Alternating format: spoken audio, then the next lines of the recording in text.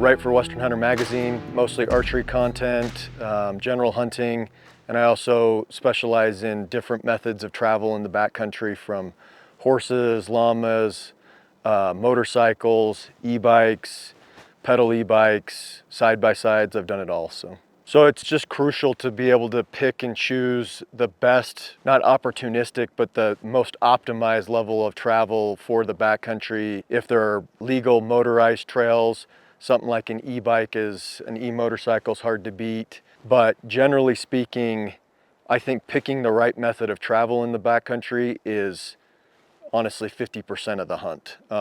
That's where you can separate yourselves from other hunters and being more efficient. If you've got the right form of transportation, you're going to get more sleep, which is vitally important because as hunters, we don't get a lot of sleep. And then just ease of getting out your kill, getting meat out, being cognizant of how far in you're hunting and your mode of transportation to get your meat out quickly in the early season, and then just the sheer amount of effort it is to multiple trips to get an elk out of the backcountry. If you have an optimized form of transportation, that all goes easier.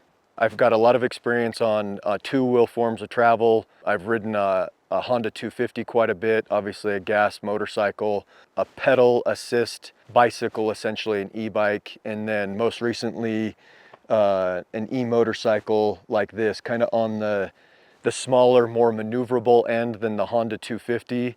And then obviously it's electric, so you don't have the smell or the noise. They kind of all have their place, but my experience so far with the e-motorcycle has been absolutely fantastic. It's basically as small as a pedal e-bike, meaning that I can have my feet on the ground constantly. It's not as heavy as the Honda 250.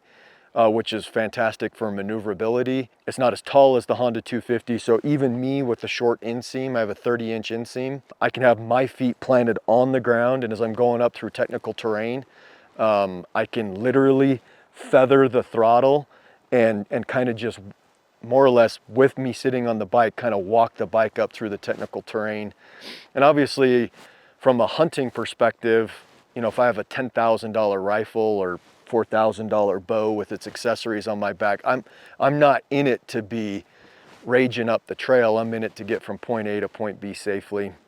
The other nice thing about this versus the Honda 250 is I can turn this thing around. I can literally pick this thing up from the back end. It weighs like 120 pounds, and pivot it around the front tire, and it's super easy to maneuver. Obviously the sound, there is no sound, so I can literally ride to my glassing point versus my experience on like a four-wheeler or a Honda 250 motorcycle, stopping half a mile before and walking that last little bit.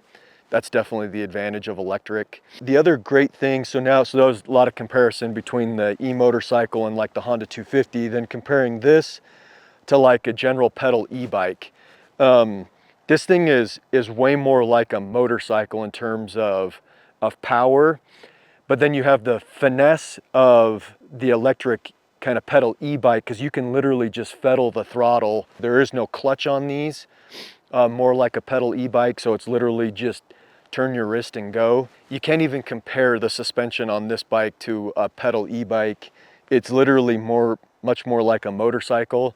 When you're in really rocky terrain and you're going slow, it's actually harder to go slow in really rocky terrain because you kind of bounce around. And this thing has such good suspension that you just float over the rocky obstacles. If there's a downed tree or a big rock in the trail, you can kind of just throttle up and over the rock or the stump. With the suspension on this, you don't even phase it, versus my experience on a pedal e-bike, I've literally had to get off multiple places and walk the bike, whereas this bike, my experience has been great. The range that I personally am looking at getting into the backcountry on a bike is somewhere between 5 and 10 miles. Generally speaking, in the Western United States, you have to get into wilderness areas to go much further. I feel like if you get in 5 to 10 miles, you're that much closer to another road or trailhead. So that's kind of the objective. Now, once you get in there, there might be other methods to go further, but you never seem to be more than 10 miles from, at least in huntable country. So I just recently had this E-Ride Pro in Idaho, and I was 6.5, almost 7 miles from the truck. I had about 50 pounds on my back, and I gained just over 3,000 feet of elevation, and it was 6.5 miles. When I got to the top, and I wasn't going crazy fast, just trail speeds. I did it in an hour and a half, and this had 76% battery left. So the other cool thing about some of these brands of e-motorcycles, the E-Ride Pro specifically, and then Sur-On, companies like Charge Cycle Works specialize in kind of customizing these bikes. So this bike stock had different tires, obviously didn't have the wrap, different wheel sets. Charge Cycle Works is great at that stuff. We put on a different set of tires for better traction, different wheel sizes just to accommodate different heights of riders. Shocks can be changed, although this E-Ride Pro has a pretty good suspension right from the factory. So price point, this is an E-Ride Pro. It's I think a 12 kilowatt output, so it's fairly powered. I think out the door this bike is $5,600. That's with the wrap, with the tires, the wheel sets. I think the bike is just less than $4,500 stock. And honestly, even with the modifications on this bike, compared to like a full suspension, you know, top of the line pedal e-bike, they're more or less neck and neck, and this actually might be a little cheaper than a pedal assist e-bike. So adding on with the range discussion, obviously I mentioned before that I'd got, went 6.5 miles, 3,000 feet, over 3,000 feet of vert. Obviously coming back down, the battery didn't even hardly move. So I think max range on this bike, now I personally haven't drained the battery, but I do think that 30 to 40 miles of trail riding is realistic. Now you're not going to do 30 miles straight uphill, but round trip, I definitely think you could get that in this bike. And then the battery, I was shocked how fast the battery charged. I think at home, plugged into the wall, it was just over 2 hours to go from dead to fully charged, which is basically as fast as my pedal e-bike. The charger, it comes with a nice charging mechanism that shocked me how fast it charged.